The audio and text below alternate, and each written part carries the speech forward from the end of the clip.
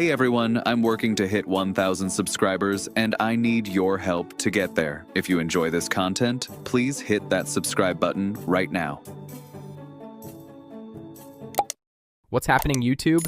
Buckle up, because we've got a story that's hotter than a Cleveland furnace in the dead of winter, and trust me, you're going to want to hear every single word of this. Shador Sanders, yeah, Coach Prime's golden boy himself, just rolled into Cleveland like he owns the place, and the internet absolutely lost its mind. We're talking snow, drama, quarterback controversies, and a potential coaching firing that could shake the entire NFL landscape. This isn't just another game, folks. This is the kind of moment that defines careers, destroys franchises, and creates legends. So grab your popcorn, hit that like button, and let's dive into the absolute chaos that is unfolding in Cleveland right now. Let me set the scene for you. It's freezing in the Midwest. We're talking the kind of cold that makes you question every life decision that led you to this moment. Snow is falling in Cleveland like Mother Nature herself is trying to send a message to the Browns organization. And into this frozen wasteland walks Shador Sanders, fresh off the plane, ready to take on whatever challenge the football gods throw at him. This isn't just any game, though. This is potentially a career-defining moment for multiple people involved, and the stakes couldn't be higher. Now, before we get into the juicy stuff, let me paint you the full picture of what went down when Shador arrived. The footage that's been circulating online is absolutely incredible. You've got Shador stepping off that plane, making his way through the facility, and here's the thing that really got me. The dude took time to meet with fans. We're not talking about a quick wave and a smile. No, sir. Shador Sanders stopped, signed autographs, took pictures with kids, and genuinely connected with the people who showed up to see him. In an era where athletes are increasingly disconnected from their fan base, where everything is carefully managed by PR teams and social media handlers, Shador is out there being real with people. He's signing items for kids who are probably freezing their butts off in the Cleveland cold, and he's doing it with a smile on his face. There's footage from well-off media that captured Shador interacting with young fans yesterday, and it's the kind of content that reminds you why we love sports in the first place. It's not just about the money, the fame, or the highlight reels. It's about those moments of genuine human connection. Watching Shador take time for those kids, seeing their faces light up when they realize they're meeting an actual NFL quarterback, that's the stuff that sticks with you. That's the kind of character that makes you root for someone, regardless of which team you support. And let me tell you, Shador Sanders has been doing this consistently. This isn't a one-time PR stunt. This is who he is as a person, and that's something worth admiring for a long, long time. But let's talk about the elephant in the room, shall we? The Deshaun Watson situation. Oh boy, where do we even begin with this absolute dumpster fire of a quarterback controversy? If you've been following the Browns this season, you know it's been rough. Like, really rough. The kind of rough that has fans calling sports radio shows at 2 a.m, screaming about wasted draft picks, and questioning the very fabric of the universe. Kevin Stefanski, the head coach, is reportedly on the hot seat. Word on the street, and I mean this is coming from multiple sources, is that if the Browns lose this game against Shador Sanders and the visiting team, Stefanski might be packing his bags by the end of the week. We're talking about a coach who won Coach of the Year honors, who was supposed to be the guy who turned this franchise around, potentially being shown the door because the quarterback situation has become completely untenable. Now, here's where it gets really interesting.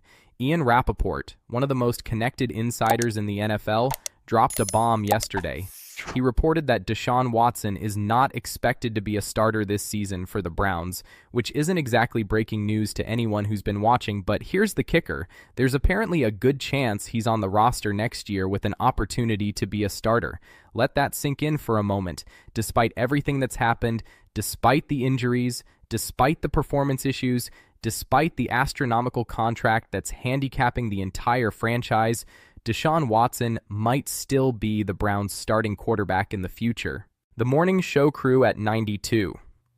The fan in Cleveland broke this down in detail, and honestly, their analysis was pretty spot on, even if it's not what Browns fans want to hear. Mary Kay Cabot, who's been one of the most reliable Browns insiders for years, has been saying for months that Watson will be back next year. The financial reality of the situation is just too complex to ignore. The Browns gave Deshaun Watson a fully guaranteed contract that's going to haunt them until March of 2027. That's the earliest they can realistically cut ties without completely destroying their salary cap situation. We're talking about financial implications that would cripple their ability to sign quality role players, beef up their offensive line, add weapons on the perimeter, or strengthen their defense. In the NFL, you need money management to build a competitive roster, and the Browns have essentially handcuffed themselves to Watson's contract whether they like it or not. The 92. The fan hosts made an interesting point that's worth discussing. They talked about Watson's pure throwing ability, specifically his mechanics and arm talent, when he's just playing catch or warming up. According to people who've been on the sidelines during practice, Watson's ability to throw the football is still elite. We're talking about a guy who, back in 2020, put together some of the best quarterback film that coaches and analysts had seen in over a decade. The problem is that none of that has translated to success in Cleveland. The injuries have piled up. We're talking about multiple body parts, recurring issues, and the kind of physical breakdown that makes you question whether someone can actually play 17 games in an NFL season anymore. When you've got a quarterback who's had as many injuries to as many different places as Watson has, how can you confidently say, this is our guy for all 17 games plus playoffs? You can't. It's just not realistic. But here's the uncomfortable truth that Browns management is wrestling with. If they cut Watson, the dead cap hit would be catastrophic. They'd be paying him massive money to not play for them while simultaneously not having the resources to properly build around whoever they bring in as a replacement. It's a classic case of being stuck between a rock and a hard place. Do you keep paying Watson to ride the bench and hope he somehow rediscovers his form from 3 years ago? Or do you take the financial football, hit, practicing football, which he hasn't done in over a year, so back potentially multiple years for him. while you dig out from under the contract? Neither option is good, which is why this situation is so fascinating from an outside perspective and so absolutely maddening if you're a Browns fan. Now, let's get back to Shador Sanders, because this is where the story gets really compelling. This is reportedly his first time playing against Cam Ward, and the matchup has all the makings of a classic quarterback duel. Both guys are young, talented, and looking to prove themselves at the highest level. But Shador has something extra going for him, the coach prime factor. Having Deshaun Sanders as your father and coach means you've been groomed for these moments your entire life. You've got one of the greatest football minds ever constantly in your ear, teaching you how to read defenses, how to handle pressure, and most importantly, how to carry yourself like a professional when the entire world is watching. The footage of Shador arriving and warming up in Cleveland has gone absolutely viral, and for good reason. There's one particular photo that's been circulating that's just incredible. It shows Shador in full uniform, snow falling around him, warming up before the game with this intense look of focus and determination on his face. It's the kind of image that becomes iconic if the game goes the right way. It's got that perfect blend of atmospheric conditions, high stakes, and a young quarterback ready to prove himself on a big stage. The optics are perfect, and you better believe that photo is going to be everywhere if Shador has a good game. Speaking of the weather, let's talk about these conditions for a second. It's snowing in Cleveland, and if you think that's bad, just wait until next week when they head to Chicago. The forecast for Chicago is calling for sub-zero temperatures with brutal wind conditions. We're talking about the kind of weather that makes footballs feel like frozen rocks and makes receivers question their career choices. These late-season Midwest games are always brutal, but this year seems particularly harsh. For a young quarterback like Shador, this is the ultimate test. Can you perform when your fingers are numb? Can you grip the ball when it's slick with snow? Can you make quick decisions when the weather is doing everything possible to slow the game down? These are the questions that separate the pretenders from the contenders. Now, I want to circle back to something that really struck me during the 92 The Fan discussion.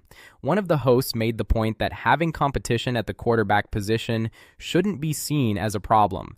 In theory, that's absolutely correct. Competition breeds excellence. It keeps everyone sharp, motivated, and accountable. But here's the reality. The Deshaun Watson situation isn't normal competition. This isn't about bringing in a veteran backup who can push the starter and maybe win a few games if needed. This is about a franchise trying to figure out what to do with a $250 million mistake while simultaneously trying to develop a young quarterback who could potentially be their future. The presence of Watson isn't motivating. It's complicating.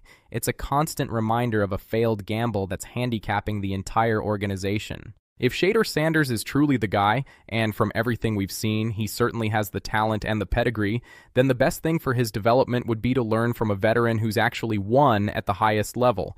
The host mentioned Joe Flacco, and honestly, that's a perfect example. Flacco has won a Super Bowl. He's been in the biggest games, faced the most intense pressure, and come out on top. He understands what it takes to succeed in the playoffs. He knows how to prepare during the week, how to read defenses, and how to manage a game when the stakes are at their highest. Learning from someone like that would be invaluable for a young quarterback. Instead, the Browns are potentially stuck with Watson, whose recent track record is defined more by injuries and disappointments than by on-field success. The bigger question that all of this raises is about organizational philosophy and decision-making. How did the Browns get here? How did a franchise that seemed to be turning a corner, that had a defensive core to build around and some offensive pieces in place, end up in this position? The Watson trade and contract will be studied in business schools and sports management classes for years as an example of how even smart people can make catastrophic decisions when they're desperate to solve a problem. The Browns were so eager to upgrade at quarterback, so convinced that Watson was the missing piece, that they gave up draft capital and guaranteed money that most organizations would never consider. And now they're stuck living with the consequences of that decision for years to come. But enough about the Browns' organizational dysfunction. Let's talk about what actually matters, which is the game itself. Shador Sanders is walking into a hostile environment in terrible weather conditions against a team that's desperate for any kind of positive result. The Browns' season is essentially over, but that doesn't mean they're going to roll over. If anything, that makes them more dangerous. You've got players who are playing for their jobs, coaches who are coaching for their careers, and an entire organization that's trying to salvage something, anything, from a disastrous season. For Shador, this is the perfect test. Can you go on the road in brutal conditions against a desperate team and still execute? Can you make the throws that need to be made? Can you lead your team to victory when everything is stacked against you? The psychological aspect of this game cannot be overstated. Shador knows that the entire football world is watching. He knows that every throw will be analyzed, every decision will be scrutinized, and every mistake will be magnified. That's the reality of being a high-profile quarterback in the NFL. But here's what sets the great ones apart from everyone else. They thrive in that environment. They don't shrink from the spotlight. They run toward it. They understand that these are the moments that define careers and create legacies. Based on everything we've seen from Shador Sanders so far, both on and off the field, he seems like the type of person who embraces these challenges rather than being intimidated by them. There's also something to be said about the journey that led Shador to this moment. Growing up as Deshaun Sanders' son meant living with impossibly high expectations from day one. Every touchdown pass was expected. Every win was assumed. Any failure was magnified because of who his father is. That kind of pressure would crush most people, but Shador has used it as fuel. He's developed a mental toughness that you simply can't teach. He's learned how to block out noise, focus on preparation, and execute when it matters most. Those are the qualities that translate to success at every level of football, and they're exactly what he's going to need in a game like this. The Cleveland Browns insider that's been breaking a lot of this news, GMPAA or whatever his handle is, has been incredibly accurate with his reporting throughout the season. He's the one who first started circulating some of the footage of Shador arriving and warming up. He's got connections within the Browns facility, and based on his track record, when he says something, it's worth paying attention to. The fact that he's been documenting Shador's arrival and the lead-up to this game tells you something about how significant this matchup is being viewed within NFL circles. This isn't just another Week 16 game between two teams that aren't making the playoffs. This is a potential turning point for multiple franchises, and the people who cover the league closely understand that. Looking ahead to what happens after this game is equally intriguing. If Shador performs well in these conditions against this opponent, with all the external factors working against him, it's going to raise his stock even higher. If the Browns lose and Stefanski gets fired, we're looking at yet another coaching search for a franchise that's already had way too much turnover. If Watson really is coming back next year, as the reports suggest, how does that impact the Browns' ability to attract quality coaching candidates? Who wants to take a job where you're immediately handcuffed to a quarterback situation that hasn't worked and you don't have the financial flexibility to fix the rest of your roster? The NFL is a quarterback-driven league, and the teams that figure out that position are the teams that compete for championships. The teams that don't figure it out are the teams that spend decades wandering in the wilderness, cycling through coaches and general managers, hoping that the next guy will be the one who finally cracks the code. The Browns have been stuck in that cycle for far too long, and the Watson situation has only made it worse. Meanwhile, Shador Sanders is building his resume game by game, showing that he has the talent, the character, and the mental makeup to succeed at this level. The social media reaction to Shador's arrival has been overwhelmingly positive, which is notable in an era where everything is criticized and negativity often dominates the conversation. People are genuinely excited to see him play. They're rooting for him to succeed, not just because of his talent, but because of who he is as a person. That footage of him signing autographs for kids in the freezing cold resonated with people because it showed authenticity. It showed someone who understands that being a professional athlete comes with a responsibility to the community and especially to young fans who look up to you. In a league that's sometimes criticized for players being disconnected or entitled, Shador represents something refreshing and hopeful.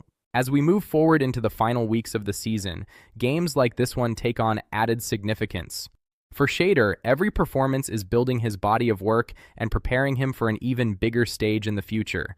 For the Browns, every game is another reminder of how far they've fallen and how much work needs to be done to get back to respectability. For Kevin Stefanski, this might be his last game as head coach if the rumors are true. For Deshaun Watson, this is another week of watching from the sidelines, wondering if he'll ever recapture the magic that made him one of the league's most exciting young quarterbacks just a few years ago. The beauty of the NFL is that every week brings new storylines, new drama, and new opportunities for someone to step up and change the narrative. This game in Cleveland, played in the snow with playoff implications for some teams and pride implications for others, is exactly the kind of moment that makes the NFL so compelling. You've got young talent trying to prove itself, veteran coaches fighting for their jobs, organizations trying to figure out their futures, and fans who just want to see their team win a football game. Mix all of that together, throw in some brutal weather conditions, and you've got the recipe for must-watch television. Shador Sanders walking into Cleveland represents more than just one game. It represents the future meeting the past, potential meeting desperation, and hope meeting disappointment. The Browns are a franchise desperately searching for answers, while Shador is a quarterback confidently writing his story. The contrast couldn't be more stark, and that's what makes this matchup so fascinating. One team is stuck dealing with the consequences of past decisions, while the other is focused entirely on building toward future success. So there you have it, folks. The complete breakdown of everything happening with Shador Sanders in Cleveland, the Deshaun Watson drama that won't go away, and the high-stakes game that could determine the future direction of the Browns franchise. This is the kind of story that reminds us why we love the NFL, why we invest our time and emotions into following these teams and players, and why every single Sunday brings new possibilities. Shador Sanders is carving out his place in this league one game at a time, and if today goes the way many people expect, we might look back on this snowy day in Cleveland as the moment when a star was truly born. Now I want to hear from you. Do you think Shador is going to get the win today? Should the Browns really bring back Deshaun Watson next year, or should they take the financial hit and move on? Is Kevin Stefanski going to keep his job, or are we about to see another coaching change in Cleveland? Drop your thoughts in the comments below because I genuinely want to know what you're thinking about all of this. If you enjoyed this breakdown and want to see more content like this, covering all the biggest stories in the NFL, smash that like button, hit subscribe, and make sure you turn on those notifications so you never miss an upload. We've got some huge announcements coming next week that you're definitely going to want to hear about.